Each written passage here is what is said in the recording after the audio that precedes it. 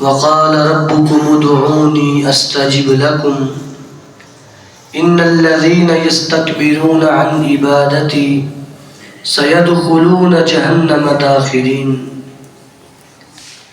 ہر قسم کی حمد و ثنا اللہ رب العالمین کے لیے، درود و سلام امام الانبیاء جناب محمد الرسول اللہ صلی اللہ علیہ وسلم کے ذات گرامی کے لیے۔ حضرات عزیز وقار، اللہ رب العالمین نے انسان کے لیے جتنی بھی عبادات فرض کی ہیں ان سب کے لیے کوئی نہ کوئی وقت مقرر کیا ہے،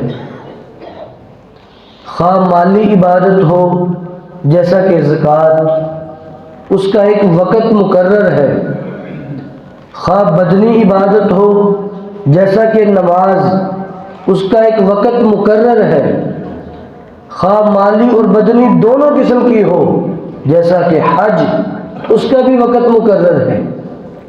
صرف ایک عبادت ایسی ہے جس کا اللہ تعالیٰ نے کوئی وقت مقرر نہیں کیا، انسان جب چاہے، جیسے چاہے، جو چاہے اپنے رب سے مانگ سکتا ہے، اور وہ ہے دعا۔ دعا ایک بڑا عظیم عمل ہے، اور وہ بھی رمضان کے مہینے میں، کہ جس کے بارے میں نبی علیہ الصلوۃ والسلام نے فرمایا للہ اتقاء من النار وذلک فی کل لیلۃ رمضان۔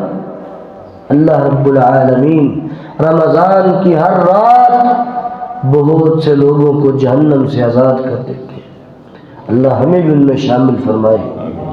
تو میرے بھائیو، اللہ رب العالمین کو پکارنا، اس سے دعائیں کرنا کتنا بڑا عمل ہے۔ وعن ابی ہریرہ رضی اللہ تعالی عنہ قال قال رسول اللہ صلی اللہ علیہ وسلم لیس شیء اکرم علی اللہ من الدعاء۔ اللہ کے ہاں دعا سے زیادہ عزت والی چیز ہی کوئی نہیں ہے۔ امام کائنات علیہ الصلوۃ والسلام نے فرمایا اللہ کے ہاں سب سے زیادہ عزت والی کوئی چیز ہے تو دعا ہے، جس میں انسان اللہ کی تعریفات کرتا ہے، اپنی عاجزی، اپنی کمزوریوں کا بیان کرتا ہے، اپنے گناہوں کا اعتراف کرتا ہے۔ تو میرے بھائی، اللہ سے مانگنا، اللہ کو پکارنا، نبی علیہ الصلوۃ والسلام نے اس کی انتہا بیان کرتے ہوئے فرمایا وعن النعمان بن بشیر رضی اللہ تعالی عنہ قال قال رسول اللہ صلی اللہ علیہ وسلم الدعاء هو العبادہ۔ دعا ہی تو عبادت ہے، دعا عین عبادت ہے۔ گویا کہ انسان جب اپنے رب کو پکارتا ہے، اللہ رب العالمین کو اس کا یہ عمل پسند آتا ہے۔ نبی علیہ الصلوۃ والسلام نے فرمایا نا، اگر تم لوگ گناہ کرنا چھوڑ دو اللہ تمہیں ویسے ہی ختم کر دے گا۔ ایسی کون لے کے آئے گا جو گناہ کر کے اللہ سے معافی مانگتے ہوں گے؟ اللہ کو گناہ پسند نہیں ہے، گناہ کے بعد مانگی جانے والی معافی اللہ کو پسند ہے۔ اسی لیے تو اللہ نے انسان کو کمزور پیدا کیا۔ اگر گناہ سے زبردستی ہی روکنا تھا، اللہ انسان کی طبیعت ایسی رکھ دیتے، وہ گناہ کرتا ہی نہ۔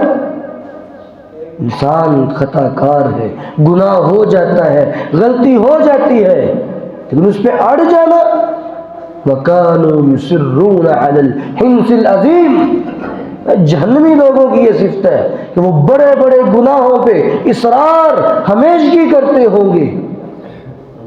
اس لیے اپنے رب کو پکاریے، اپنے رب سے معافیاں مانگیے۔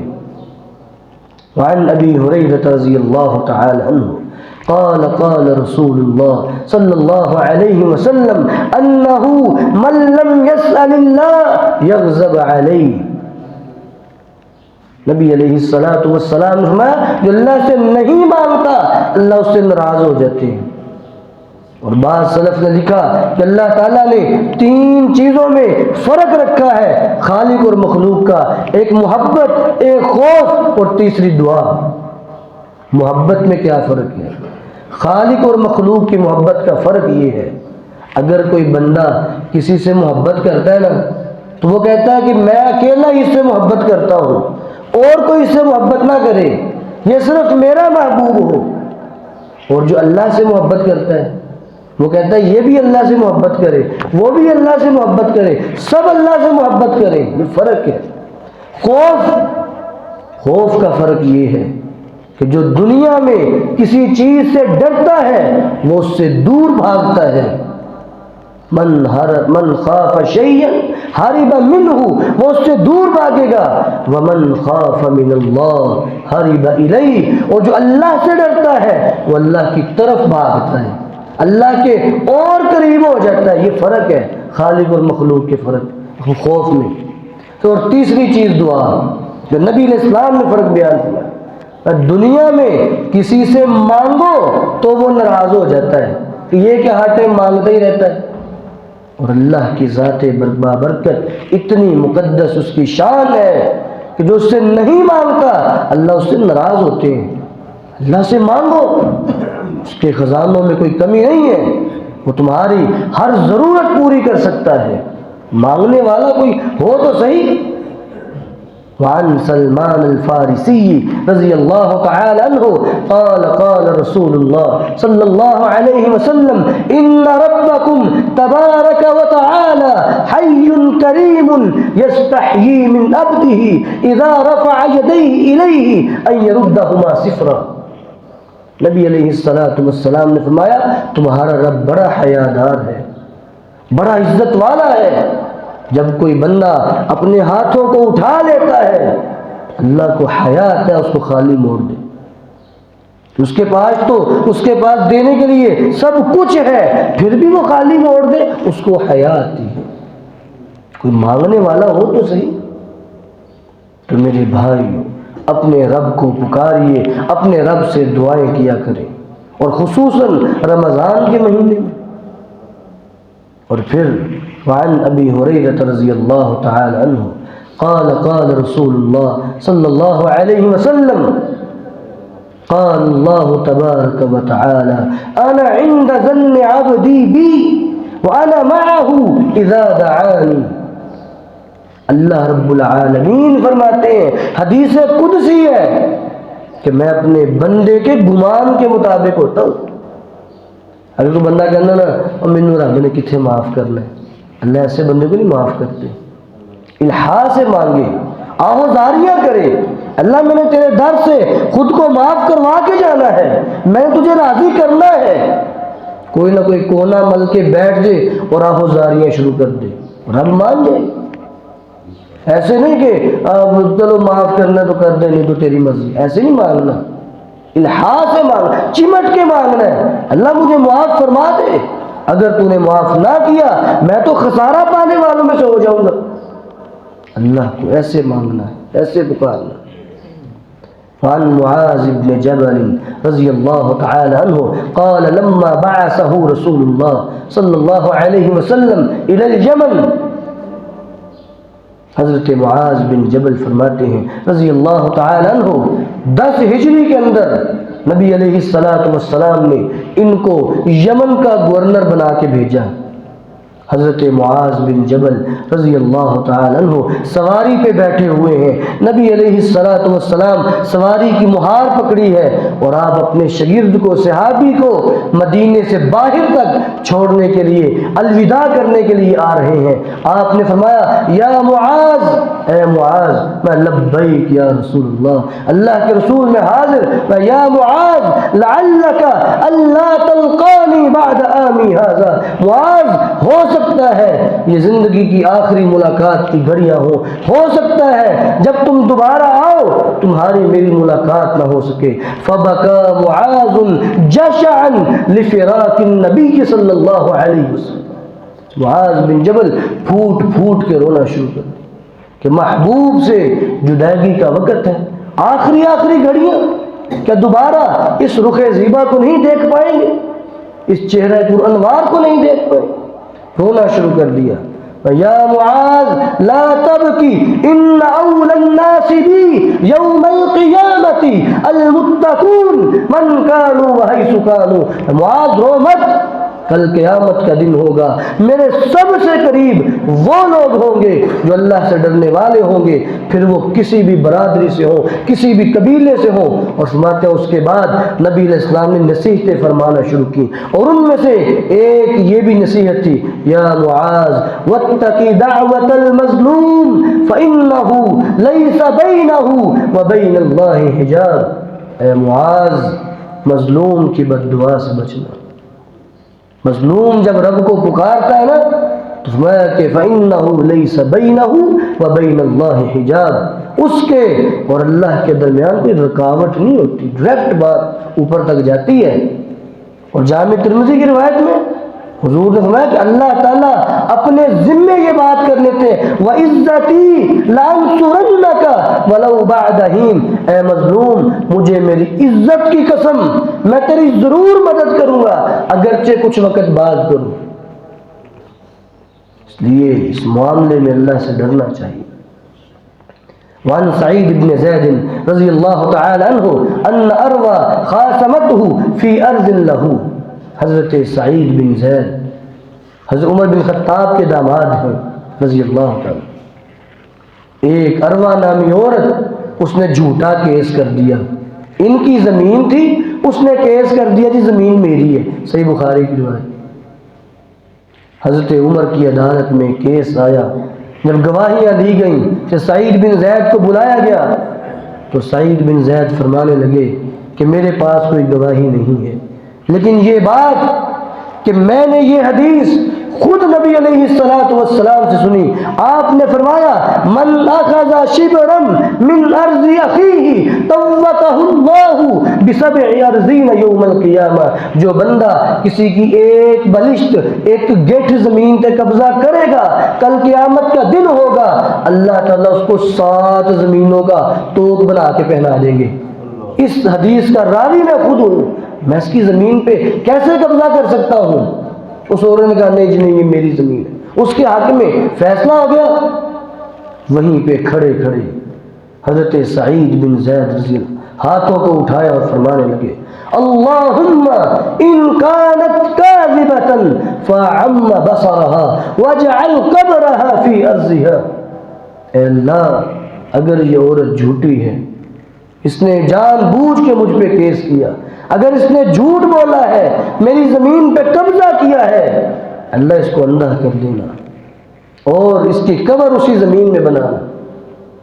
حضرت انس بن مالک فرماتے ہیں فرعیتها عمیاء تلتمس الجدران، میں نے دیکھا اس عورت کو بعد میں اندھی ہو گئی، دیواروں کو نا ٹٹول ٹٹول کے چلتی تھی، اندھی ہو گئی۔ ایک دن اسی زمین میں چکر لگا رہی تھی اور کنویں کے اندر گر کے مر گئی۔ میرے بھائی، مظلوم کی بد دعا۔ پھر نبی علیہ السلام نے فرمایا ثلاث دعوات مستجابات لا شک فیہن، 3 دعائیں ایسی ہیں جن کے قبول ہونے میں کوئی شک ہی نہیں، ہمیشہ قبول ہوتی ہیں۔ دعوت المظلوم ودعوت المسافر، مظلوم کی دعا، مسافر کی دعا، ودعوت الوالد علی ولدہ، والدین کی دعا اولاد کے حق میں، یہ بھی قبول ہوتی ہے۔ اس لیے اس معاملے میں ہمیں احتیاط برتنی چاہیے۔ ہم کیا بات کر رہے ہیں؟ حضرت ابراہیم علیہ السلام، کیسی ان کی شان تھی کہ دعوت کا آغاز کیا گھر سے، باپ نے دھمکی دے دی، کہا میں تجھے قتل کر دوں گا، اپنی دعوت کو قوم تک لے گئے۔ قوم نے دھمکی دی تمہیں جان سے مار دیں گے، اپنی دعوت کو بادشاہ تک لے گئے۔ ہر ملنے والی دھمکی کے بعد اپنی دعوت کو بڑھایا ہے، کم نہیں کیا۔ اور پھر سب قوم جمع ہو گئی، آگ جلا لی گئی، اب آگ کے اندر پھینکنے لگے ہیں۔ امام ابن کثیر نے لکھا کہ حضرت جبرائیل علیہ السلام تشریف لائے اور کہا کہ اگر آپ کہیں تو میں آپ کی طرف سے دفاع کرتا ہوں، آپ کو بجھا دیتا ہوں۔ فرمانے لگے اما الیک فلا، اگر میرا معاملہ تیرے سپرد ہے تو مجھے تیری ضرورت نہیں، چلے جاؤ۔ بڑی ہمت کی بات ہوتی ہے ایسے موقع پہ جب سامنے موت نظر آ رہی ہو۔ اور پھر کیا کہا؟ حسبی اللہ و نعم الوکیل، مجھے میرا اللہ ہی کافی ہے، مجھے میرا رب ہی کافی ہے۔ ڈائریکٹ اللہ تعالیٰ کو پکارا، اور اللہ تعالیٰ نے پھر صلہ کیا عطا کیا؟ آگ کو اللہ نے پیدا کیا ہے، آگ کو جلانے کی صفت اللہ نے دی ہے۔ اللہ تعالیٰ نے ڈائریکٹ بات کی آگ سے، فرشتے کو نہیں بھیجا۔ قلنا یا نار کونی بردا وسلاما علی ابراہیم، اصول بدل دیے۔ جب بات اپنوں پہ آ جائے پھر اصول بدل جانے دیں۔ جو بندہ جان تک دینے پہ راضی ہو گیا، اتنی بڑی قربانی، ہم نے آپ سے ڈائریکٹ بات کی، اور پھر رب کا حکم ہو اور آپ نہ مانو، ہو سکتا ہے؟ وہ تو کن کہے تو جو چاہے کر لے، لیکن کوئی پکارنے والا ہو، اس کو کوئی مانگنے والا ہو اس سے۔ صحیح بخاری کی روایت، بعض محدثین نے کہا کہ اس عورت کا نام ام محجن تھا، بہرحال حدیث میں اس کا نام نہیں آتا۔ ام محجن جو کسی قبیلے کے اندر غلام تھی، ہے مسلمان تھی، اور آگے پیچھے کوئی نہیں، نہ کوئی اولاد والدین، اکیلی بوڑھی اماں۔ مالکوں نے کہا، بنو بکر قبیلے کی یہ غلام تھی، مالکوں نے کہا جاؤ یہ بچوں کو نہلا کے لاؤ۔ وہ چھوٹے چھوٹے بچے تھے، ان کو لے کے چلی گئی تالاب پہ نہلانے کے لیے۔ ایک بچے کے گلے میں نا ہار تھا، اس میں سرخ رنگ کا موتی لگا ہوا تھا۔ اس نے وہ ہار اتار کے رکھا، کپڑے کپڑے اتار کے نہلانا شروع کر دیا۔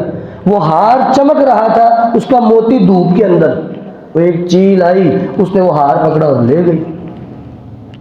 وہ اماں جی کو پتا نہ چلا، انہوں نے بچوں کے کپڑے کپڑے پہنائے، گھر لے گئے۔ مالکوں نے کہا اس کا ہار کہاں پہ ہے؟ چوریاں کرتی ہو، اس کا ہار چرایا تم نے؟ کہا نہیں، میں نے اس کا ہار نہیں چرایا۔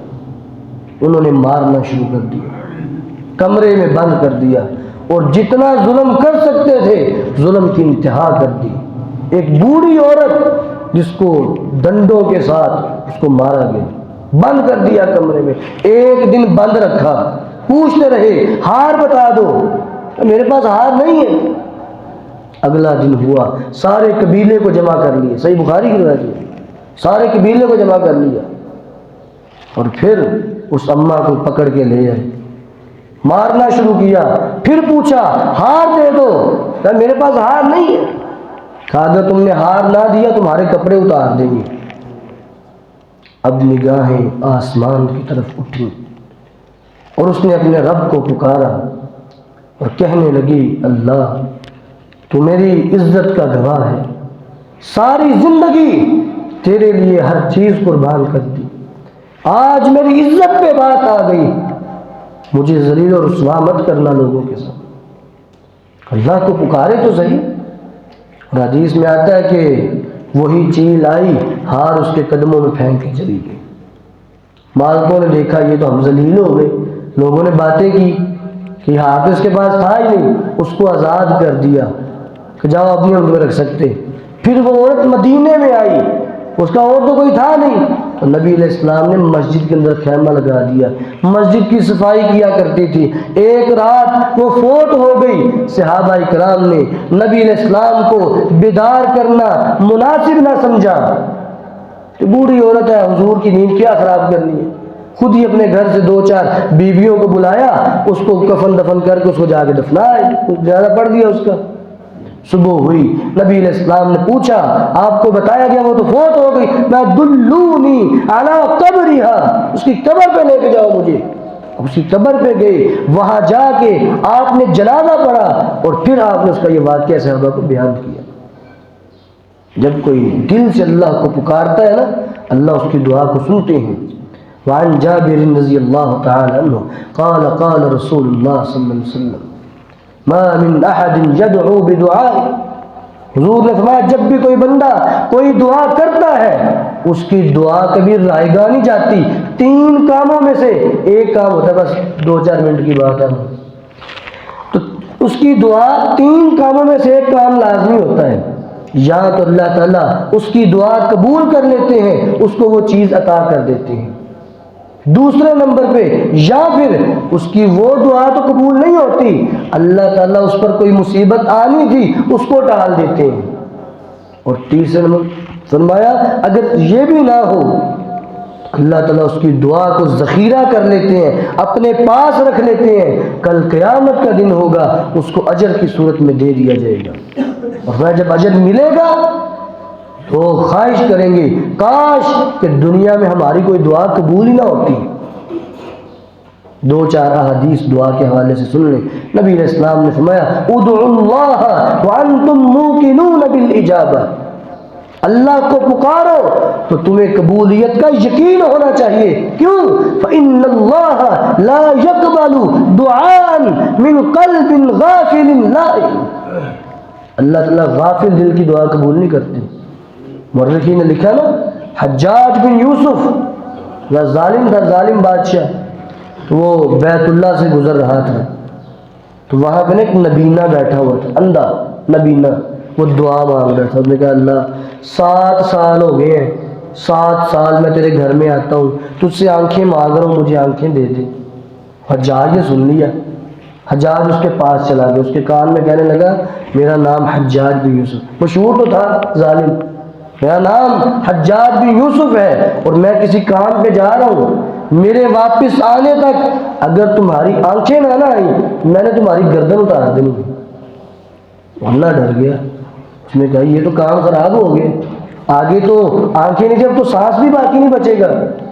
اس نے ٹکا کے پکارا اللہ تعالیٰ کو، اس نے کہا اللہ بس آج نہ آنکھیں دے دے، وگرنہ میں گیا۔ اور مورخین نے کہا اس کی آنکھیں آ گئی۔ حجاج واپس آیا اور کہنے لگا ایسے اللہ کو پکارتے ہیں، تم ایسے کہہ رہے تھے 7 سال ہو گئے میں آتا ہوں، کبھی یقین کر کے مانگو تو صحیح، تمہیں یقین ہو کہ میرا رب مجھے سن رہا ہے، میری دعا کو قبول کرے گا۔ دوسری حدیث دعا کے حوالے سے نبی علیہ الصلوۃ والسلام رجل اشعث اغبر يمد يديه ويقول یا رب ومطعمه حرام وملبسه حرام وغذي بالحرام فأنى يستجاب لذلك۔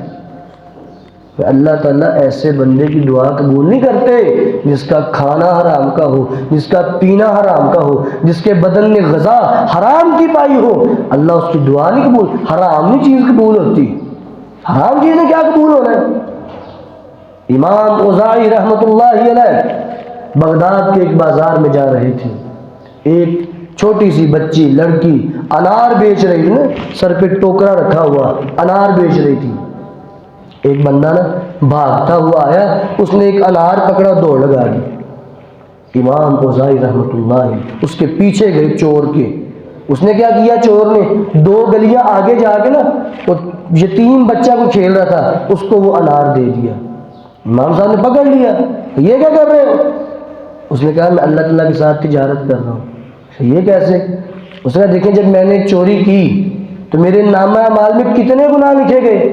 1 گناہ 1 تو ایک ہی لکھا جاتا ہے، اور جب اللہ کے راستے میں دیا نیکیاں کتنی ملی؟ 10۔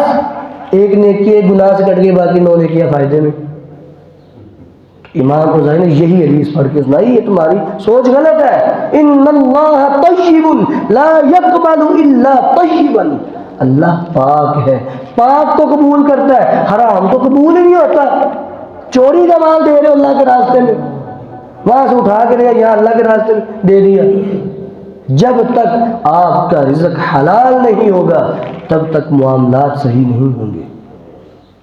اس لیے یہ بات بھی اہم ہے دعا کے حوالے سے۔ اگر کوئی شخص کسی شخص کو یہ لگتا ہے اس کی دعا قبول نہیں ہو رہی، اسے چاہیے اپنے رزق کے معاملے پہ بھی غور کرے، اپنا رزق ٹھیک کرے، اللہ کو پکارا جائے، اپنے رب سے مانگا جائے۔ بیشتر واقعات محدثین کے کہ جس نے رب کو پکارا اللہ نے اس کی پکار کو سنا ہے۔ بس آخری بات کر کے بات ختم کرتا ہوں۔ حضرت زید بن ثابت رضی اللہ تعالی عنہ صحابی رسول جنگل کے اندر سفر کر رہے ہیں، ایک جن آ گیا، صحیح سند سے واقع، ایک جن آ گیا ان کے سامنے، ان کو قتل کرنے لگا تو فوری حضرت زید بن ثابت فرمایا یا ارحم الراحمین، یا ارحم الراحمین، یا ارحم الراحمین، 3 مرتبہ کہا۔ اس جن کی گردن اتر گئی، مر گیا۔ اس کے پیچھے ایک بندہ کھڑا تھا اور وہ کہنے لگا کہ میں اللہ کے عرش کے نیچے چکر لگا، فرشتہ تھا، اللہ کے عرش کے نیچے طواف کر رہا تھا، چکر لگا رہا تھا، جب آپ نے پہلی مرتبہ کہا یا ارحم الراحمین، اللہ کو پکارا، تو میں اللہ کے عرش کے نیچے سے سفر کر کے 7ویں آسمان پہ آ چکا تھا۔ جب آپ نے دوسری مرتبہ پکارا تو میں 7ویں آسمان سے پہلے آسمان، پتہ نا کتنا سفر ہے، 7,000 سال کا سفر ہے 7 آسمانوں کے درمیان۔ اور جب آپ نے تیسری مرتبہ پکارا میں اس کے پیچھے کھڑا تھا، میں نے گردن اتارا دی اس کی۔ اللہ کو پکارے تو صحیح، ہر مصیبت میں، ہر گھڑی میں اللہ تعالیٰ بندے کی دعا کو سنتے ہیں۔ اللہ رب العالمین ہمیں اللہ سے مانگنے کی توفیق عطا فرمائے، ہمیں دعائیں کرنے کی توفیق عطا فرمائے۔ سبحان ربک رب العزت عما یصفون وسلام علی المرسلین والحمد للہ رب العالمین۔